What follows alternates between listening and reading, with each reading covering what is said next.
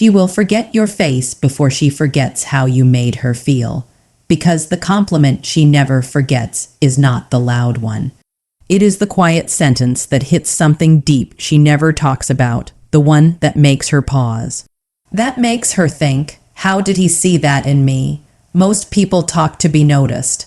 Very few speak to be remembered. And that is the difference. If you have ever wondered why some words stay in a woman's mind long after the moment passes, this message will change the way you speak forever. Stay with me till the end. Comment your location where you are watching from and subscribe to the channel. Most people think compliments work because they make someone feel attractive. That is a surface level understanding. Attraction might open the door, but it is not what stays with someone once the moment passes. Looks are obvious. Character is not, and what is rare is remembered. When you compliment her appearance, you are reacting to what everyone can see. When you compliment her character, you are responding to something most people overlook. That shift alone changes how the compliment lands psychologically. Character-based compliments signal attention and depth. They say, I was watching how you move through the world.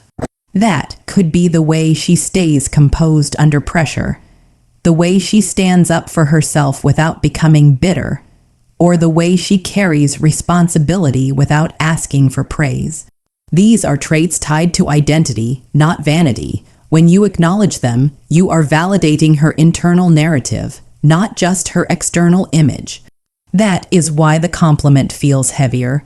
It touches something she already values, but rarely hears reflected back to her. From a psychological standpoint, humans are wired to remember moments that reinforce their sense of self.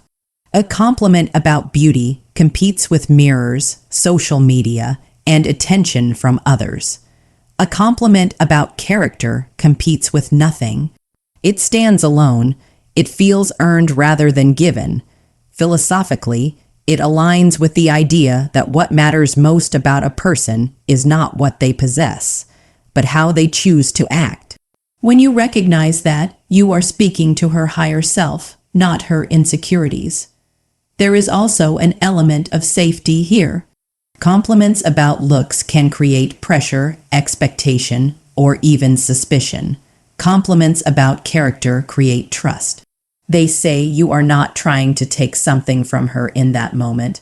You are simply acknowledging truth. That lowers defenses. It allows the compliment to settle instead of being evaluated or dismissed. She does not need to wonder what you want. She only needs to feel understood. What makes this even more powerful is restraint. You do not over-explain. You do not dramatize. You state the observation calmly, as if it is obvious to you. That delivery matters because it communicates certainty. It tells her this is not a line, it is a conclusion you reached. Confidence without performance is persuasive. It makes the compliment feel grounded, not strategic. And here is the deeper layer most people miss. When you compliment character, you are also setting a standard for how you see people, including yourself. You are showing that you value depth over display. That creates respect, not just attraction. Respect is what keeps someone thinking about your words long after the conversation ends. The compliment she will not forget is the one that makes her feel seen at the level where she sees herself. Speak to that, and your words will live far longer than the moment you said them. The reason most compliments fail is not because they are unkind, but because they are interchangeable. If you could say the same sentence to 10 different people, it carries very little psychological weight. The mind is highly sensitive to patterns. When something feels familiar, it gets filtered out. What breaks through that filter is specificity. A compliment becomes memorable the moment it signals, "This was meant for you, and only you." Specificity tells her you are paying attention in a way most people do not. Not to the obvious traits she displays on purpose, but to the small behaviors she reveals without thinking. The way she pauses before responding instead of reacting. the way she listens fully instead of waiting to speak, the way she handles discomfort without turning it into drama. These details are not visible from a distance. They require presence. When you reference them, you are showing that you observed her in real time, not through a script. Psychologically, this activates a powerful response. Being accurately seen is one of the deepest human needs. When someone names a trait you recognize in yourself but rarely hear acknowledged, it creates a sense of alignment. You feel understood. That understanding feels intimate, even when nothing overtly emotional is said. The compliment stays with her because it confirms something she already believes about herself, but never quite articulated. There is also an important philosophical layer here. A specific compliment implies discernment.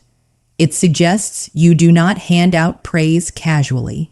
You notice, you evaluate, and then you speak. That process gives your words authority. People trust the judgment of someone who appears selective. When you mention a detail that is too precise to be accidental, it becomes proof that your attention is genuine. What often undermines this is over-explanation. When people try to justify or expand the compliment too much, it starts to feel rehearsed. The power is in the simplicity. You state the observation and let silence do the rest. Silence gives her space to feel the weight of what was said. It allows the compliment to settle instead of being rushed past. Another mistake is aiming for impact instead of truth. A compliment does not need to be impressive. It needs to be accurate. Accuracy is what creates trust. When the words match her lived experience, her mind stops questioning your intent. She does not wonder if you are flattering her. She recognizes herself in the statement. That recognition is what makes it linger. In the end, a personal compliment works because it cannot be replaced. It belongs to a specific moment, a specific person, and a specific observation. That is why it becomes a memory instead of a sentence. If you want your words to stay with her, stop trying to say the right thing and start saying the true thing. The way you deliver a compliment matters as much, if not more, than the words themselves. Anyone can string together kind statements, but the ones that linger are the ones delivered with calm confidence, without expectation. Most people speak with the hope of a reaction, a smile, or an approval. That hope creates tension.